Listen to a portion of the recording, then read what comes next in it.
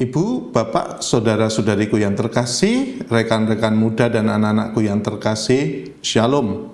Salam damai sejahtera bagi saudara semua. Selamat berjumpa kembali dalam Renungan Harian Katolik. Hari ini, hari Minggu, tanggal 30 November tahun 2025, merupakan Minggu Advent yang pertama. Tema permenungan pada hari ini ialah berjaga-jaga dan kembali kepada Tuhan. Para saudaraku yang terkasih, konon penghuni neraka itu seperti tatanan masyarakat di dunia ini. Ada pemimpin, ada rakyat, ada profesor, ada guru, ada dosen, ada siswa dan juga mahasiswanya. Diceritakan suatu saat ada 3 setan yang masih kuliah lalu akan mengadakan praktek lapangan ke dunia untuk menggoda manusia supaya masuk neraka. Sebelum berangkat, para mahasiswa ini dites oleh profesornya. Sang profesor menguji mahasiswanya satu persatu. Ia bertanya, apa yang akan kamu lakukan untuk menjerat manusia?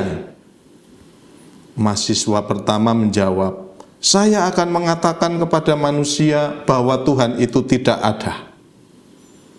Lalu sang profesor membentak mahasiswa itu, dasar mahasiswa bodoh. Mana ada manusia yang percaya kepadamu? Hampir semua manusia percaya bahwa Tuhan itu ada. Kemudian mahasiswa yang kedua menjawab, saya akan mengatakan bahwa setan dan api neraka itu tidak ada. Kembali sang profesor membentak, kamu sama aja dengan mahasiswa yang pertama. Itu sih perbuatan sia-sia. Semua manusia takut kepada setan dan masuk neraka. Kemudian mahasiswa ketiga menjawab, saya akan katakan kepada manusia, hiduplah yang santai, nikmati hidup ini, masih banyak waktu. Lalu sang profesor senang, itu baru ide yang cemerlang, kamu lulus ujian. Tetapi kira-kira kemana kamu akan pergi KKN? Dia menjawab, saya akan pergi ke Indonesia. Sang profesor penasaran, mengapa demikian? Karena orang Indonesia itu terkenal alon-alon, waton kelakon. Biar lambat, asal selamat. Sudah biasa menunda, sudah biasa telat, ya. Karena urusan selamat itu urusan belakang. Yang penting hari ini saya bisa menikmati.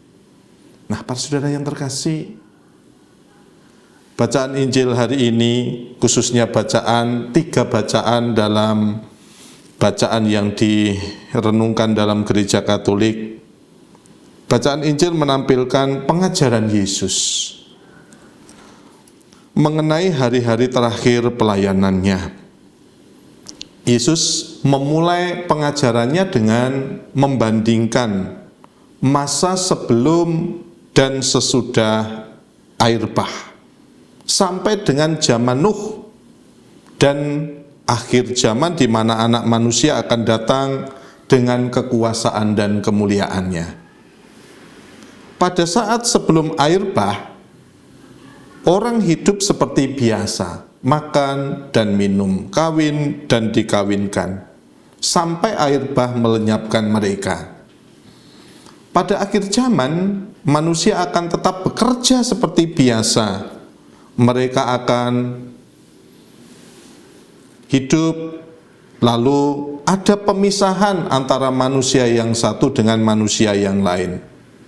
Oleh karena itu, para saudara, Yesus menutup pengajarannya dengan nasihat berjaga-jaga. Karena kita tidak tahu pada hari mana Tuhan akan datang. Secara manusiawi, orang sudah berjaga-jaga terhadap pencuri, terhadap penjahat, atau kejahatan lainnya. Nah, sikap berjaga-jaga juga harus dimiliki oleh setiap orang untuk menantikan kedatangannya. Lalu dikuatkan kembali oleh Rasul Paulus dalam bacaan kedua hari ini. Rasul Paulus mengajak kita untuk bangun dari tidur iman kita. Kita harus bangun dari tidur iman kita. Karena apa? Karena hari keselamatan itu sudah dekat. Untuk lebih jelas lagi, Paulus membandingkan dengan waktu siang dan malam. Malam sudah hampir lewat, pagi akan segera tiba. Hidup lama harus segera ditinggalkan, supaya melihat hari baru dengan hidup yang baru pula.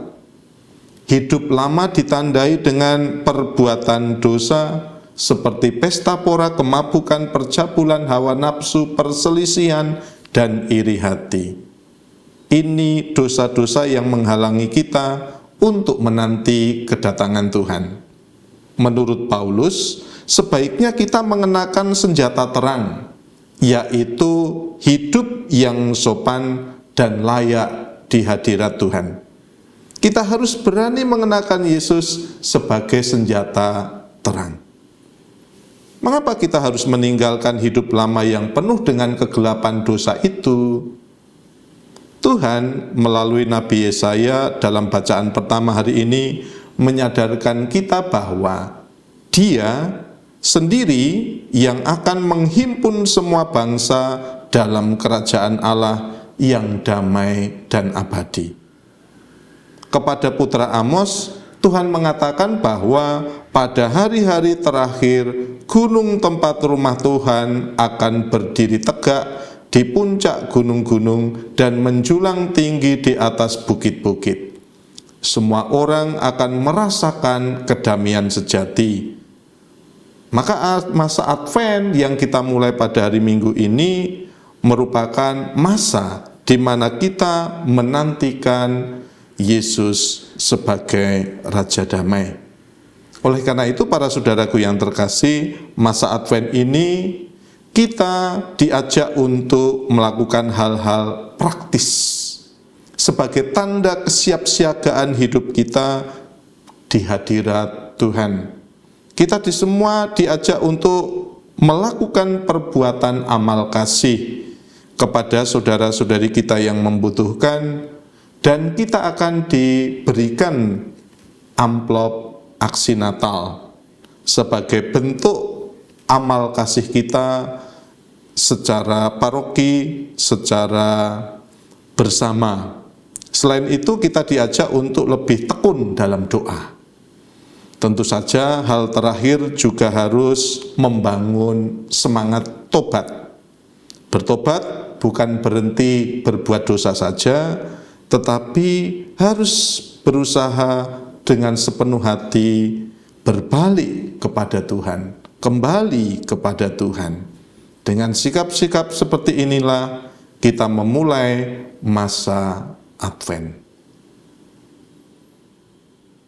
Kemuliaan kepada Bapa dan Putera dan Roh Kudus, seperti pada permulaan, sekarang, selalu, dan sepanjang segala abad.